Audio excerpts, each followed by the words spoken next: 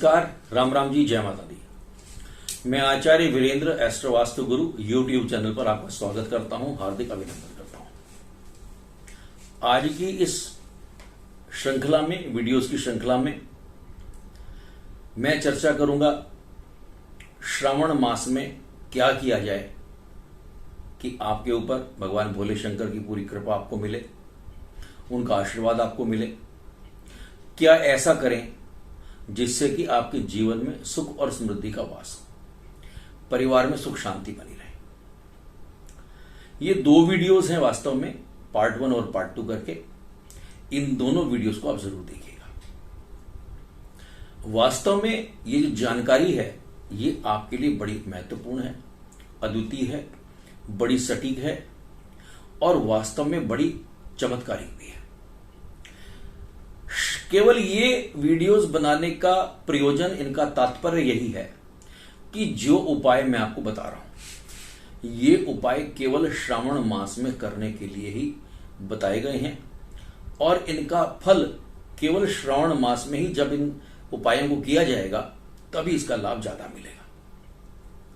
24 जुलाई से श्रावण का महीना ये शुरू हो जाएगा। 23 जुलाई को गुरु पूर्णिमा है, उस दिन आषाढ़ मास समाप्त हो जाएगा और 24 तारीख से श्रावण का महीना ये शुरू हो जाएगा। ये जो श्रावण का महीना है भगवान भोले शंकर को बड़ा प्रिय है और कहते हैं कि जिस समय समुद्र मंथन हुआ और उसमें से हलाहल विष जब निकला और भगवान ने जब उस हलाहल विष का पान किया तो उसके बाद भगवान इंद्र ने बहुत सारी वर्षा की ताकि भगवान के उस विष के प्रभाव को थोड़ा कम किया जा सके। आज की इस वीडियो को आप अंत तक जरूर देखिएगा और अभी तक अगर आपने हमारा चैनल सब्सक्राइब नहीं किया है, एस्ट्रो वास्तु गुरु आचार्य वीरेंद्र, इस चैनल को आप सब्सक्राइब ही जरूर कर दीजिएगा।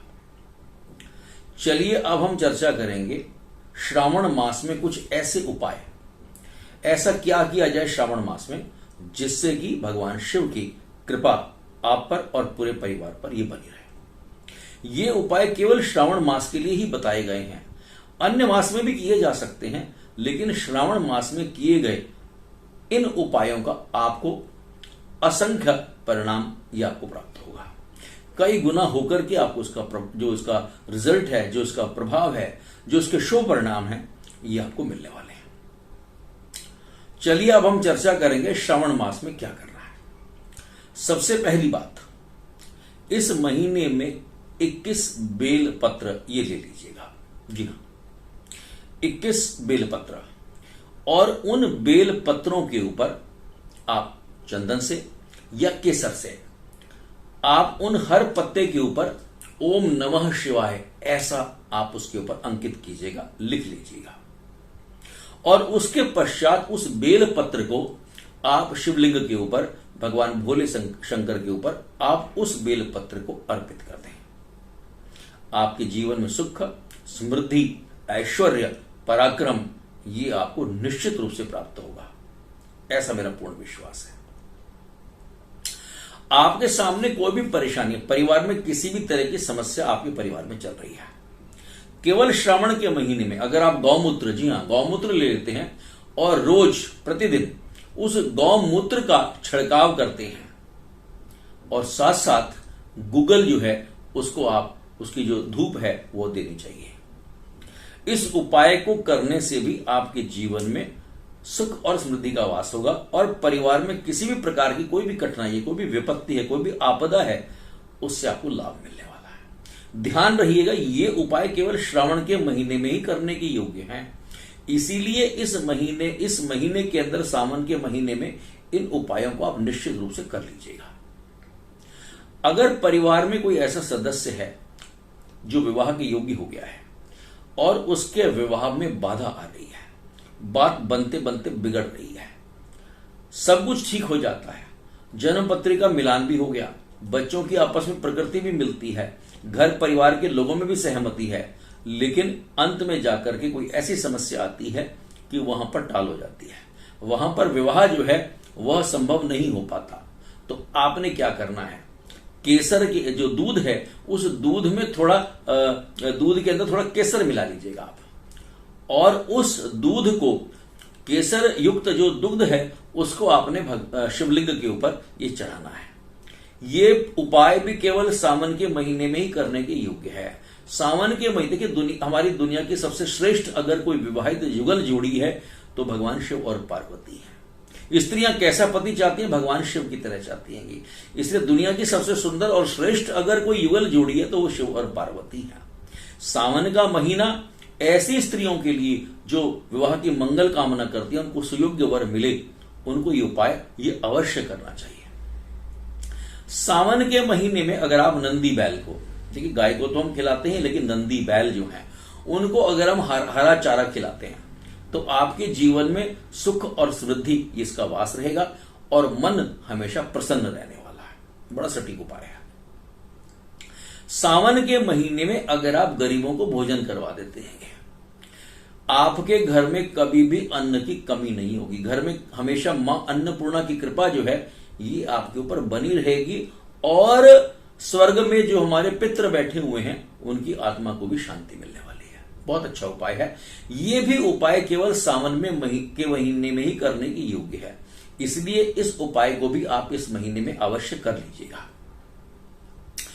पानी में थोड़े काले तिल मिला लीजिएगा, तो उस तिल मिले हुए पानी को अगर आप शिवलिंग पर अभिषेक करते हैं और ओम नमः शिवाय मंत्र का जाप करते हैं, तो उससे भी अगर आपका मन अशांत है, मन हमेशा दुविधा में रहता है, मन हमेशा परेशान रहता है, केवल इसको करने से भी आप देखेंगे आपका मन बड़ा शांत हो जाएगा, आपकी प्रवृत्ति बड़ी सात्विक हो जाएगी, आपका मन कभी भी उचाट नहीं होगा और हमेशा सकारात्मक दृष्टिकोण रहेगा। इस उपाय को भी आपने सावन के महीने में ही अवश्य कर लेना है। सावन के महीने में ही आटे की गोलियां बना लीजिएगा, और वो आटे की गोलियां जो है वो आपने मछलियों को खिलानी है। जी हाँ, मछलियों को खिलाइएगा। अगर आपके घर में धन की कमी है तो इस उपाय को जरूर कीजिएगा, इससे धन लाभ के योग ये बनते हैं। आपके ऊपर मां लक्ष्मी की कृपा ये हमेशा आपको प्राप्त हो जाएगी। श्रावण मास में पूजा है, अर्चना है, व्रत है, उपवास है, शिव चालीसा है, रुद्राभिषेक है, श्री महामृत्युंजय मंत्र है, इसका जाप अवश्य कर लेना चाहिए। जितना हम इस महीने में भगवान शिव के करीब आने का प्रयास करेंगे, आप देखेंगे आपके जीवन के अंदर धन्यता बढ़ेगी, आपका जीवन बड़ा भव्य होगा, आपके जीवन में सुंदरता, ऐश्वर्य, धन संपत्ति ये सब चीजें आपकी बढ़ने वाली हैं। कुछ विशेष पदार्थ भी हैं जो भगवान को बड़े प्रिय हैं, और उन विशेष पदार्थों को चढ़ाने से हमारे विशेष मनोरथ की भी पूर्णावृत्ति होती है। जैसे अगर आप केवल जल भगवान पर चढ़ा रहे हैं तो मन में अपार और परम शांति ये हमें प्राप्त होती है।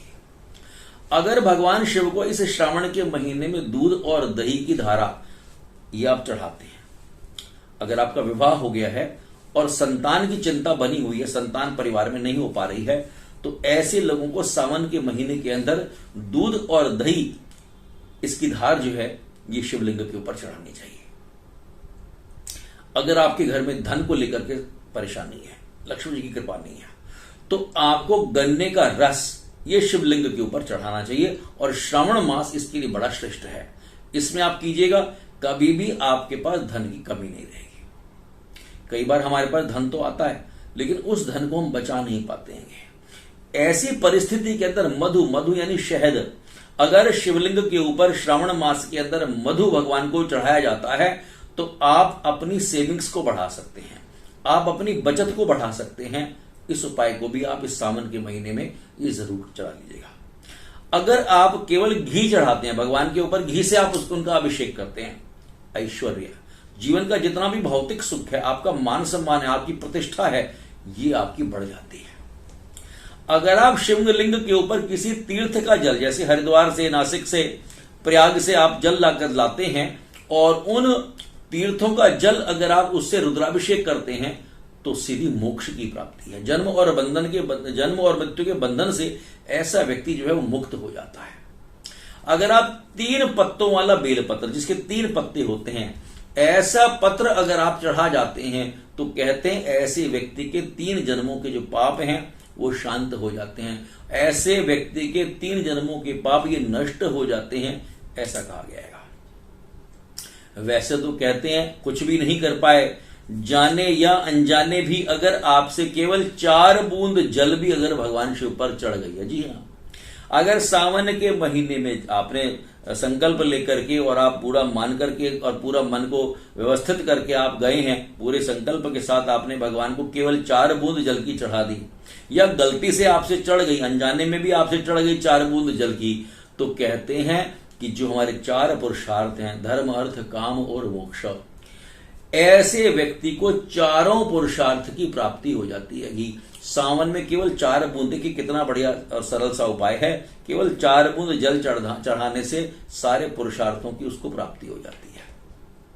इसीलिए इस वीडियो को बनाने का सबसे बड़ा तात्पर्य यही था कि सावन का महीना हमारा शुरू होने वाला है, वर्ष में एक बार आता है, और ऐसी जो हमारे सामने अवसर आते हैं, उन अवसर को भी हमने कैसे उपयोग में लेकर के आना है, कैसे हमारे ऊपर भगवान शिव की जो उनकी अनुकंपा है, जो उनकी कृपा है हमारे ऊपर, वो कैसे बनेगी। इसलिए इन उपायों को आप जरूर कीजिएगा। जो दूसरी वाली वीडियो है सावन मास की, मैं आपको उस वीडियो में आपको ये बताऊंगा कि घर में ऐसा क्या लेकर के आए, केवल सावन के महीने में ही है, कि अगर उन वस्तुओं को हम अपने घर के अंदर लेकर के आते हैं केवल सावन के महीने में, तो घर के अंदर आपको क्या प्राप्त होगा, क्या नष्ट होगा, नष्ट क्या होगा और क्या मिलेगा। इवन हमारे सारे वास्तु दोषों को वो समाप्त करने वाली वस्तुएं हैं केवल सावन के महीने में। आज की इस वीडियो को आपने देखा, और ये जो जानकारी है, हमारे इस चैनल को आप सब्सक्राइब जरूर कीजिएगा, और जो भी हमारे परिचित हैं उनको आप शेयर जरूर कीजिएगा। इसी विश्वास के साथ में आप सभी को आने वाले श्रावण मास की बहुत सारी मेरी ओर से आपको शुभकामनाएं और आशीर्वाद। नमस्कार, राम राम जी।